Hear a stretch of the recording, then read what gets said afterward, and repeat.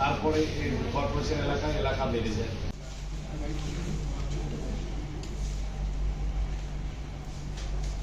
যে নির্দিষ্ট 3 থেকে 4টি সংস্থাকে সরকার বিভিন্নভাবে টেন্ডার থেকে দিয়ে দিচ্ছে বিজ্ঞাপন।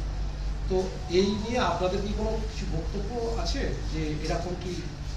এটা একটি বিরোধী বা কারো রাজনৈতিক নেতার বক্তব্য হয়ে থাকতে পারে, এটার সঙ্গে কোনো বাস্তব সম্পর্ক নেই আজ পর্যন্ত। এটা কলকাতা কর্পোরেশনের কোনো ব্যাপার হতে পারে, সেটা আপনারা মাননীয় মেয়রকে জিজ্ঞেস করলে তার সদুত্তর পেয়ে যাবেন। ঠিকই বলছেন, আমরা আজ পর্যন্ত 5 বছর ধরে ট্যাক্স বাকি, আমরা এই ট্যাক্স নিয়ে ইমিডিয়েট পেমেন্ট করতে রাজি, এটা আমরা অন রেকর্ড বলতে চাই। এটা একদমই নয় যে আমরা পালিয়ে যেতে চাই। আমরা যারা স্বীকৃত ব্যবসায়ী আরো 25 বছর 50 বছর ব্যবসাটা করতে চাই, অতএব সেটা করতে গেলে আমরাও জানি এটা নিয়ম মাফিক মেনে না চললে ওইটা কোনোদিনও বজায় থাকবে না। অতএব আমরা আজও বসতে চাই, বসে এটা সলিউশন করতে চাই, কিন্তু তার সাথে সাথে এটাও বলতে চাই নিয়ম যেন সবার জন্য এক হয়, যেটা আমাদের মাননীয় মুখ্যমন্ত্রী বারবার বলছেন যে সিস্টেম আইনি আপনি দেখতে যান এখনো পড়ে আছে, একদম পড়ে আছে। স্থানীয় মদত পুষ্ট আমাদের এখনো অব্দি সিটি সেন্টার যেটা খুলেছে, যেটার দোহাই দেওয়া হচ্ছে দৃশ্য দূষণ আর জঞ্জাল। এটা মাথায় রাখবেন যে ওখানে কোনো রানিং ট্রাফিক নেই, ওটা একটা মলের সামনে, না জঞ্জাল না দৃশ্য দূষণ। সেটা একটা অদ্ভুত তকমা দিয়ে খুলে দেওয়া হয়েছে। এবার বিধাননগরে সিটি সেন্টার খোলা মানে আপনি জানবেন, আপনাদের কর্পোরেট আইডিয়া সবার আছে যে ওই সিটি সেন্টারটা প্রিমিয়াম জায়গা, ওটা খোলার সাথে সাথে আমাদের কলকাতা শিলিগুড়ি সব ক্যাম্পেইনই ডিসকন্টিনিউ হয়ে যায়। তা বেসিক্যালি কিন্তু কর্মহীনের দিকে এগিয়ে যাচ্ছে। ওরা টার্গেটফুলি এই আমাদেরকে মুখ বন্ধ করাবার জন্য বিধান সিটি সেন্টার খুলেছে। কিন্তু এটা তাহলে আপনি কেন করছেন? অবৈধগুলোকে রেখে আপনারা কি এটা কেন? এর উত্তর তো আপনাকে খুঁজতে হবে, ডাইরেক্ট কর্তৃপক্ষকে ধরতে হবে, যেটা মাননীয় মুখ্যমন্ত্রীও বলছেন।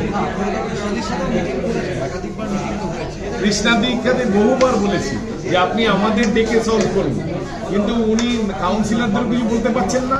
উনি আমাদেরকে দেখলেন সহজ টার্গেট, মুখ্যমন্ত্রীকে যদি ইমপ্রেস করা যায় যে আমি অ্যাকশনে নেমে পড়লাম, কিন্তু অ্যাকশনে নেমে বেআইনিগুলো হলো না, আমাদেরগুলো কি খুলে দেবে?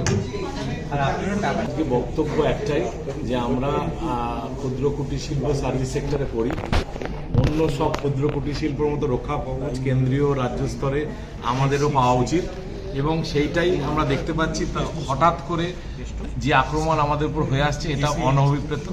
কারণ মুখ্যমন্ত্রী যেটা বলেছেন আমরা তার সঙ্গে একমত সহমত, যে একটা স্ট্রাকচার শৃঙ্খলা প্রিন্সিপাল ওয়েতে কাজ করা উচিত, সেটা আমরা দেখতে পাচ্ছি বিধাননগরে স্পেশালি উনিও অসন্তুষ্ট, আমরাও অসন্তুষ্ট।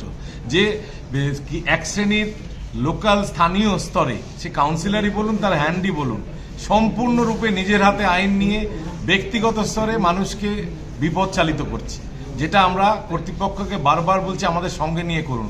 কিন্তু এখানে দেখা যাচ্ছে কিছু লোক আবার অ্যাডভাইস দিচ্ছেন যে টেন্ডার করে দিলে সুরা হবে। টেন্ডারটা আরেক রকম ষড়যন্ত্রে, আপনাদের বারবার বলেছি যে 100 কোটি টাকা বিধাননগরের সাইজ নয়, এটা বলা হচ্ছে কাউকে এককালীন পাইয়ে দিয়ে যাতে আর কোনোদিনও পয়সা সে না দেয়।